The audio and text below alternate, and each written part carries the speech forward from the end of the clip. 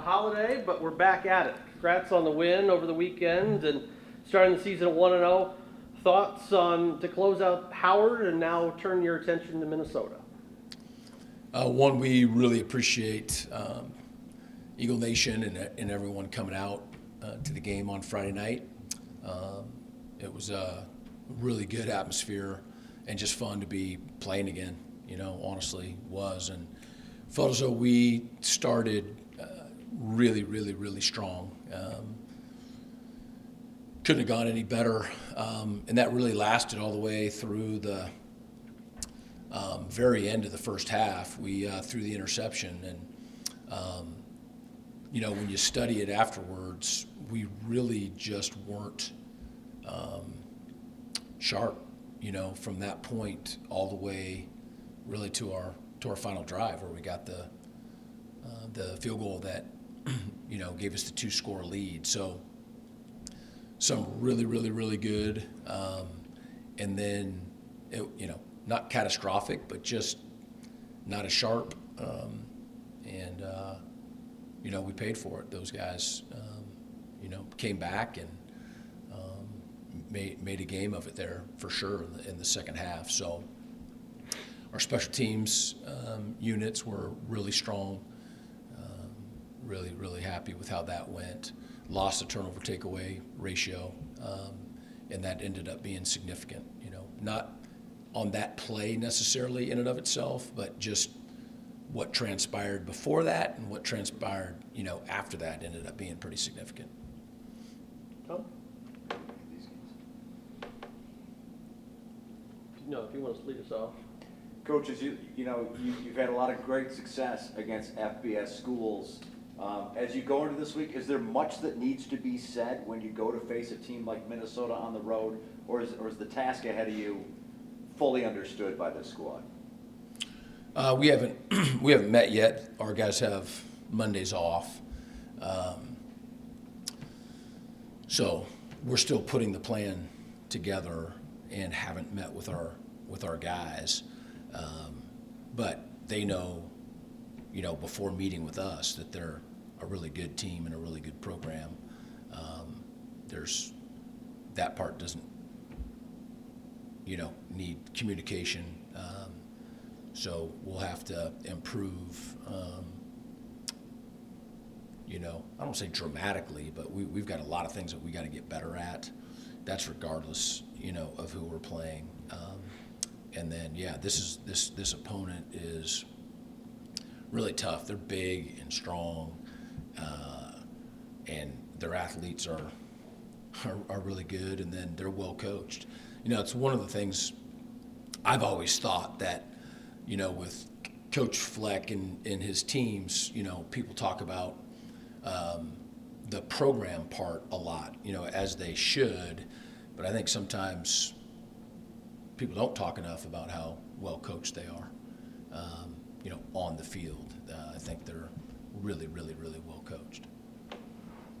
Alex? Coach, obviously, we'll have Hamze on later, but he had such a productive game against Howard, led the whole team in all-purpose yards. I just wanted to hear your thoughts on the performance that he had as an offender and as a special teams player. Oh, he was terrific.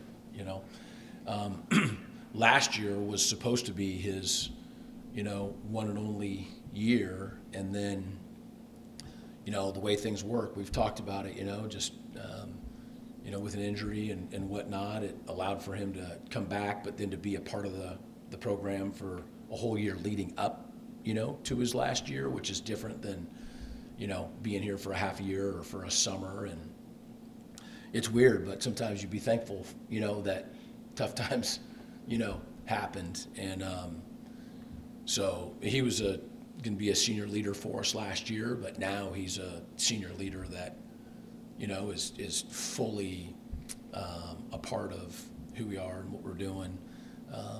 So obviously it was electric on the kickoff return, but that first punt return was a huge play. I just talked about, we kicked off and got the 3 and out and forced the punt.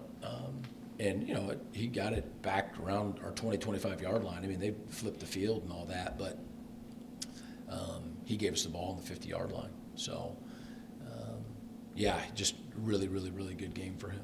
Yeah, and that one that you just said, that was like the 25 or 30-yarder, right? And that wasn't just like caught in the air. That was a grounder too. So Right. It wasn't just like him like bursting off with the speed like we all remember the 96-yarder. It's like 2 displays of him using his smarts too. That as a whole, like what does it take to be like a smart special teams returner, to be like as effective on the field for, not just him, but Jalen has been too. Yeah, both of those guys are intelligent. That's a big part, of football. I know, Coach Chestnut, works with those guys a lot and, wants them. The first thing is to make a great decision. That's the first thing, and then, we want to catch and field all punts. There's times though where you have to make the great decision, not to. And then when you do make the decision, to catch the punt, then it's got to be, 100% and got to take care of it and then get what you can. And yeah, he took care of that part. 3 true freshmen saw the field for defense. One, not just his first start, Daquan White. Him, Malik Tullis, Bryce Luke. Hopefully I'm saying his last name. Yeah. Just wondering, what have you seen out of them? Obviously they got playing time, but what have you seen out of them in, the first few months you've seen out of them wearing green for you, and how have they represented your incoming class of freshmen this past year? Yeah, it's been a really good start. Daquan has consistently been just locked in and serious and a maturity about all of this, and he's in a really good room with some upperclassmen that are just great mentors, and we thought he was super talented. We've known that all along, but how guys manage their first summer here and the maturity level, their ability to learn quickly, their ability to handle it, in the pressure of scrimmages and going against, Division I college athletes, just even in camp, that's where you just don't know the answer to all those things until you get through it. But, Daquan has just been super steady all the way through, and then Malik really popped for us in camp. Again, we were definitely excited about him, and, we started getting into some of the scrimmages, and he really was showing up. And, we try to play a lot of interior D linemen, keeping those guys fresh and whatnot. And so excited for him, and he definitely contributed. And then Bryce, I just remember coming back in July and talking to the strength staff, and they just said, just undeniably, that Bryce was the leader of the freshman group, and again, really mature, really serious about football, and all those guys have a lot to improve and a long way to go, but they're off to great starts. My last note bounce to you guys. Back this past game, I think it was 4 sacks. Got 6.5 tackles for loss, something along those lines. At this time last year, we weren't really talking about, the production getting behind the line. We were talking about when are we going to finally, see the D linemen bring someone down behind the line. Are you impressed with the pressure your defense has been able to put on so far? Yeah, it's a variation, our scheme, and then even just philosophically too, about trying to be a little bit more disruptive. I think, I don't know what Howard would say, but I think that there were some things that they would have been hard for them to be prepared for, just like with us. Again, you have 8 months and you have new ideas and new thoughts, and we have new coordinators, and so I think some of it could be attributed to that too. No, we got some guests online. Roy, you want to jump in with a question? I think you're muted, sir. Yeah. I think if you can hear me, sir, we can't hear you. Can you hear me now? Yeah. Can you hear me now? I think if you can hear me, sir, we can't hear you. Yeah. I think if you can hear me, sir, we can't hear you. Yeah. I think we can't hear you.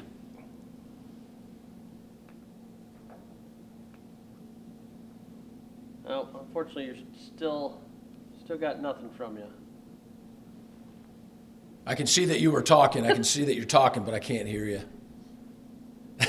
We'll try to get this fixed. Dave Guricki, you want to chime in with something? Yeah, could you talk about your running game, what you need to do to get Sampson going, especially against a Minnesota team that you said is really talented, big, strong, especially up front?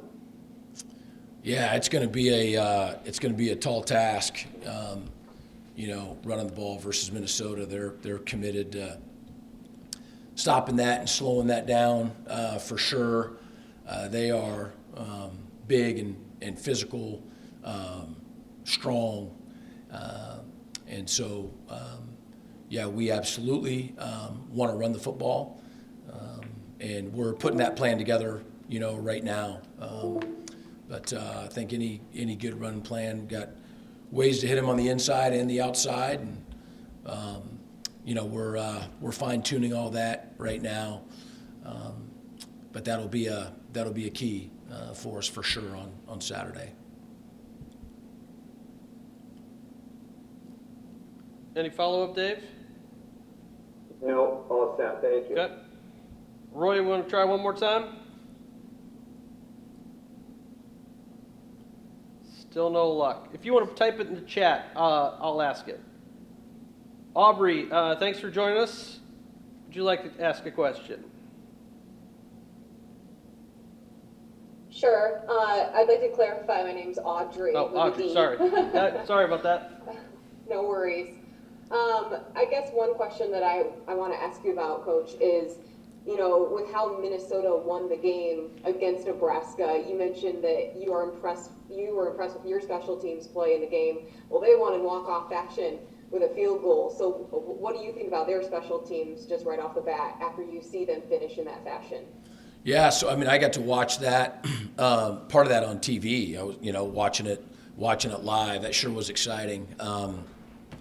And I think, they talked about this was the his first year kicking and whatnot, and it was there was no doubt about it. It was a really, really, really impressive kick, especially if he has not been, doing that in game situations before. So I haven't studied it with our special teams coordinator and whatnot at this point, but I just, facing Coach Fleck when he was at Western Michigan for those 3 years, and then, we've obviously done work on previous years or last year with Minnesota and diving into it now, but they're really well coached, and that's going to be, all three phases. I think it does also speak not just to the special teams, but, Nebraska was up 10-3 and driving.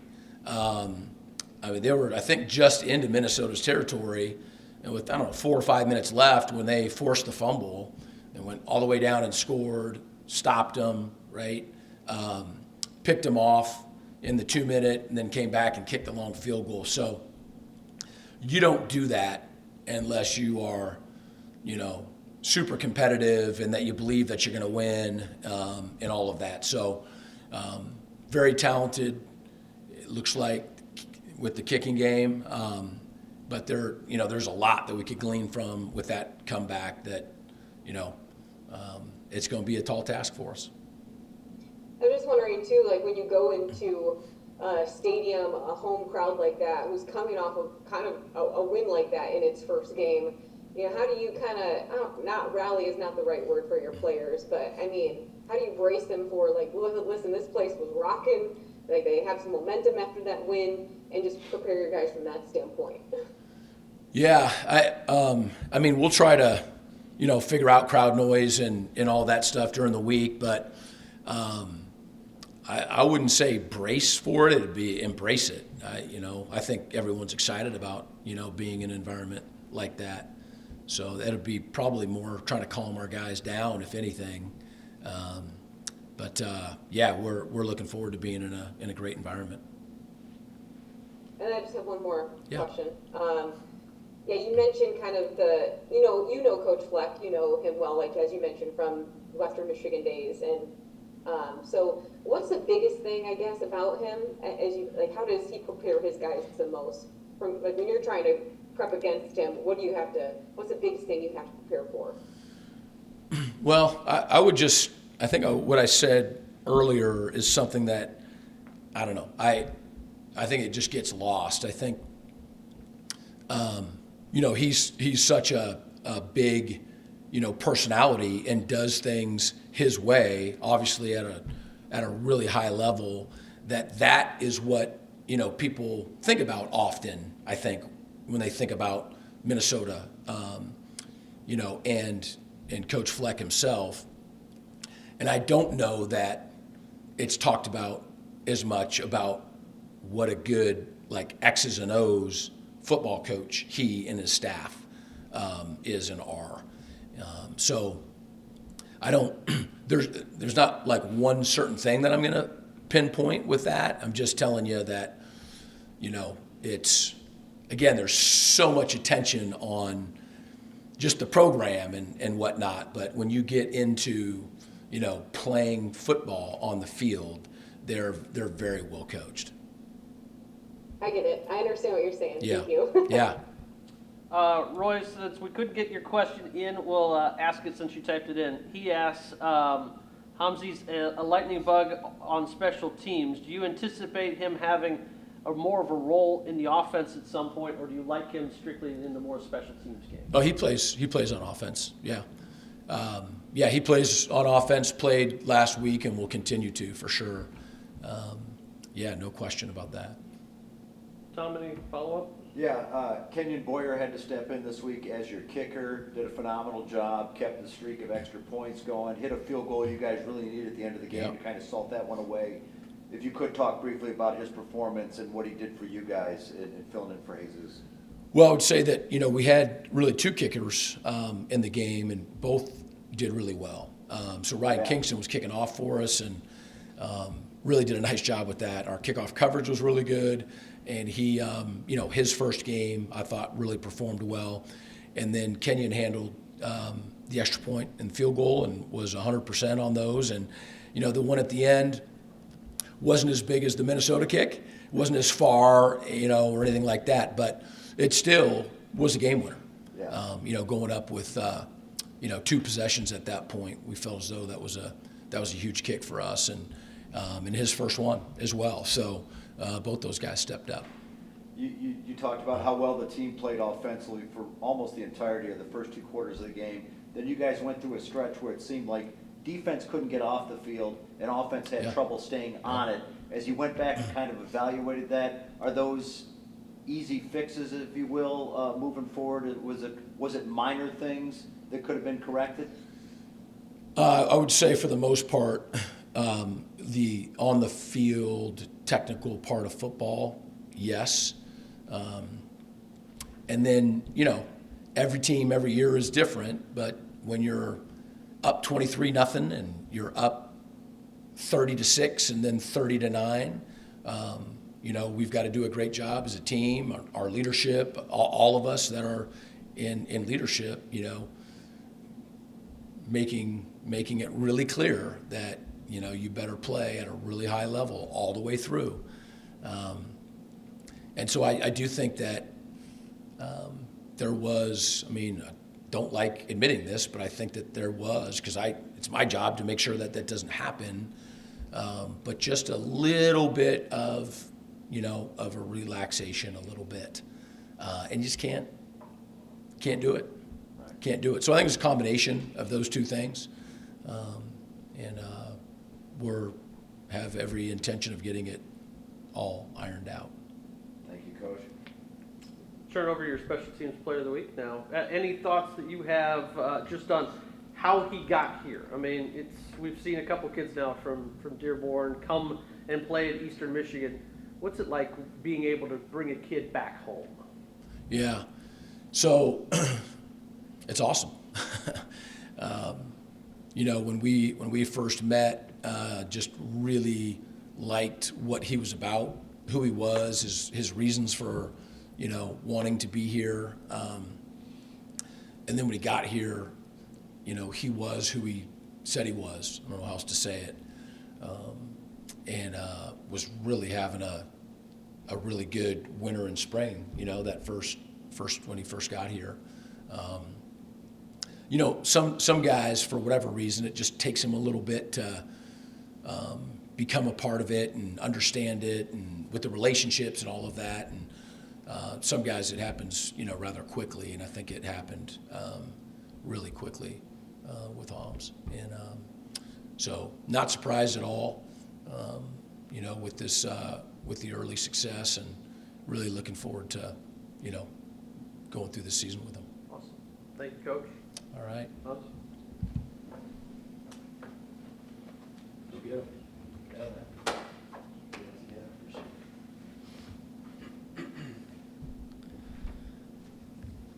Tom? Can you talk emotionally what it was like for you stepping out of the field for the first time, playing in your first game in 2 years? Yeah, I mean, it was definitely a surreal feeling. It's been, like you said, 2 years since I've been on the field, dealing with injuries. But it felt good, being able to step onto the field here at Eastern, and after all the work we put in as a team since I've got here, and with the goals we got this season. So it was definitely a surreal feeling. Can you kind of walk me through your vision, what you were seeing on that kick return for a touchdown? We stress special teams here a lot, and the importance of it. So, I caught the ball, and my teammates, they did their job, and it did just make it really easy for me. The emphasis we have on special teams here, and what we know special teams needs to be, and the effect it has on the game. So it makes it really easy for us returners once we got teammates we could trust, and once they do their job and execute. At what point in that return did you know this is going to the house? Probably when I made the second cutback. So I made a cutback and then made the last one on the kicker, and I just seen grass and just used my speed to get to the end zone. Who was the first person to blow up your phone after the game? Just family. Family was all over the phone, and then really just teammates in the locker room. Just congratulating me.